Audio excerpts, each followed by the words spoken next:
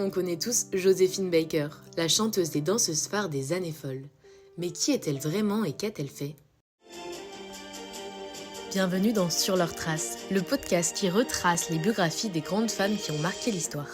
Freda Joséphine McDonald est née le 3 juin 1906 dans le Missouri, aux États-Unis, dans une famille modeste.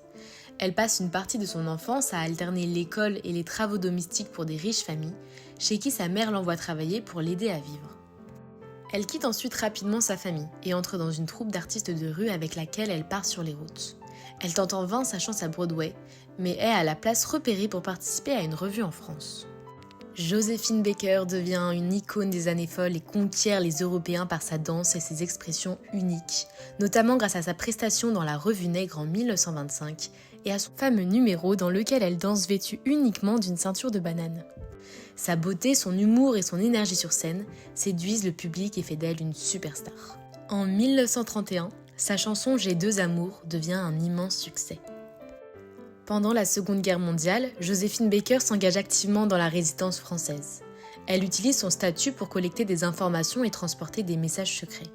Cette bravoure lui vaudra plusieurs distinctions, dont la médaille de la résistance et la croix de guerre. Après la guerre, elle devient une militante des droits civiques. Elle lutte contre la ségrégation raciale, notamment aux États-Unis. Elle adopte également 12 enfants d'origines différentes, formant ce qu'elle appelle sa tribu arc-en-ciel pour prouver que la coexistence entre cultures est possible. Joséphine Baker s'éteint le 12 avril 1975 à Paris.